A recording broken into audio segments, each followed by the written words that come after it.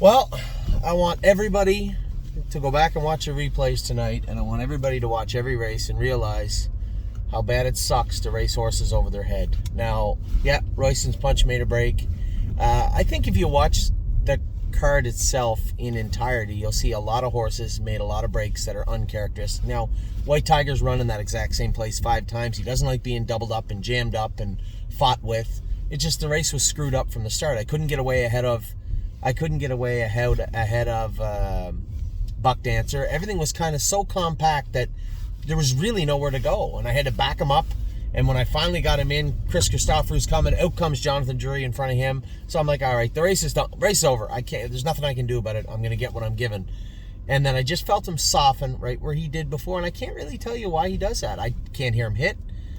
He must get close to touching himself and just roll off stride. He needs to be up on the bit and going forward at that point, and he wasn't. So Royston's Punch, I warmed him up, and he was hitting himself a lot more tonight. Now, last week the track was hard as a rock, a little snow on it. Tonight it was soft. It was sheer mud this afternoon. They scraped. If you go back, I don't know how well you can see it on the replays. If you go and look, there's literally 5 inches of mud on the inside of the pylons. They just scraped it all down, which they did the right thing. But the track was soft, and it was punchy in places. You couldn't hear them hit the track. It was a nice surface. Not what they're used to, and quite a shock for some of them. Horse like Royston's Punch, he's got that little kind of pitter-patter gait to him, and I think he just got bogged down in the deeper stuff. When I warmed him up, he didn't feel comfortable. Jumped on his foot in the race when he made a break. Not bad, nothing serious, but at the same time, I knew he wasn't quite the same warming up tonight as he was last week. We did what we could, and I lost him trying to back him into that hole. I couldn't get him going forward enough. Sylvain didn't really want to let me go, and his horse was pretty hot. I was in the 2-hole. I had backed my way into the 2-hole, and he just touched himself and rolled off stride. He just wasn't as good tonight. Who would have thought if I had said, okay, here's our 4 horses tonight, my mini miracle will be the only one that got a check? It would be a long shot. She trotted well. She trotted really well. I mean, for being off since January 31st and racing against better horses she's ever seen in her life, I'd say she raced rather well. So Doug was happy with her. Hopefully they fill the numbers of 3, or she's going to have to go to London or Flamborough, which is fine either way, I suppose. Royston's Punch, we'll get him patched up. We're going to have to figure out exactly what went wrong. But I suspect it was more the surface. But that in itself is a problem because winter is coming to an end soon. So how do we keep him out of his knees? How do we keep him out of his knees? Maybe a lighter shoe, maybe an aluminum shoe up front, and get him down away from his knees. Brushing your shins isn't quite as bad as brushing your knees. Problem is he's a narrow little horse. So we'll get him correct. I think most of this stems from his feet. He's got very small feet on up front. Type of horse that probably trots with a 3 5/8 inch toe up front, maybe even 3 7/8. A lot better than what he has on, which is about a 3 1/4. So things to work with those 2 horses. I don't think there's any difference with White Tiger. You know, I spent my life driving White Tiger, and the last 2 times I drove him, he was no good. He ran, and he was 9th, I think.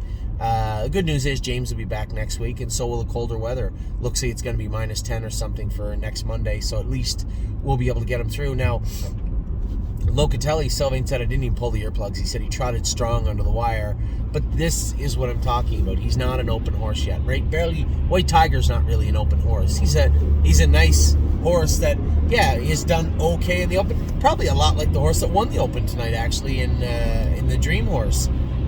Probably very similar in that regard. He's not going to win the Open very often. He won it tonight.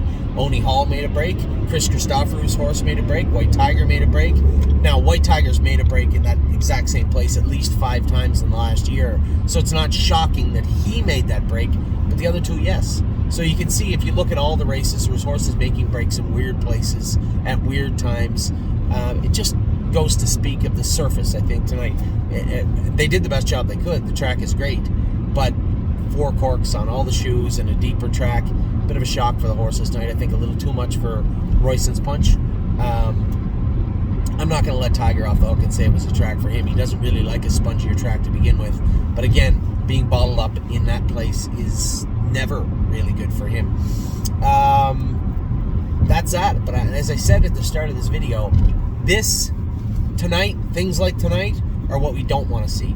I don't want to see long shots in the open. I don't want to see non-winners of 3 horses and the non-winners of 5. We're going to see breakers. Royston's Punch made a break at 8-5. LD's Patrick made a break the other day at Yonkers. We race trotters. You're going to have breakers from now and again.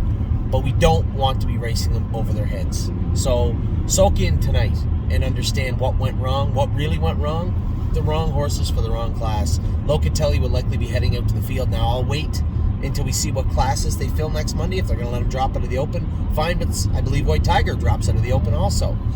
So if we can find spots for these horses, great. They'll be in next Monday. If not, Locatelli for sure is going to the field. I'm almost tempted to send White Tiger there also. You know, we've had a good winter. Now it's time to transition to closer to the spring. Our sophomores are coming back. Our horses are starting back up.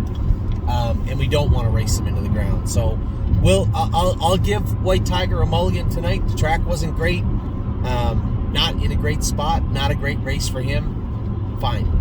Locatelli's not an open trotter.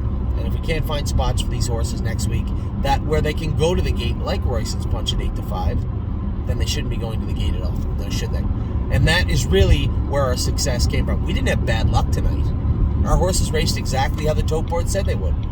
Now, nobody knew that Tiger would make the break. Royston's Punch will be fine next time, I'm sure. But we need to put them in where they can do.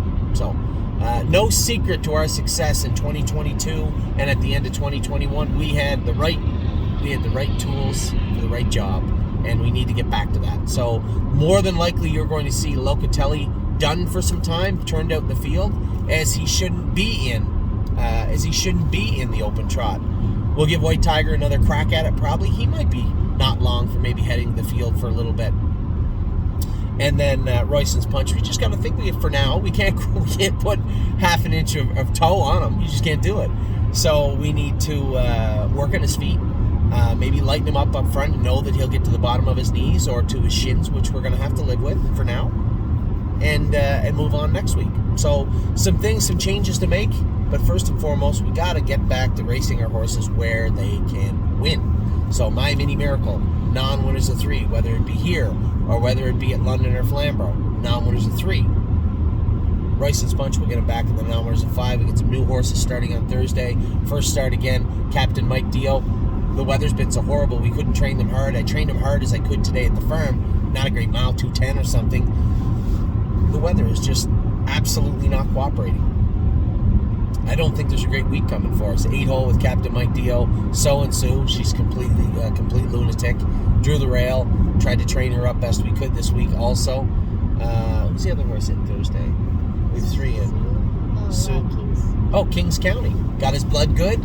It's going to be cold. Firm track for him on Thursday. We're hoping for good things out of him. So hopefully we'll use a bad Monday night we'll try and dig out of this hole Thursday with, I guess not dig out, climb out of this hole Thursday with Kings County. Maybe a little luck with Captain Mike Dio. Who knows? Maybe grab some corn with So and Sue. But we're going to have these nights, but this was brought on by, one, a horse shortage because the classes aren't filling, and us not having the right horses for the right class. It's not bad luck at all. It's exactly how it was supposed to play out, except for Royston's Punch. So I will talk to everybody very soon. As I said, we're going to focus on making sure we get the right horse for the right class moving forward. Take care.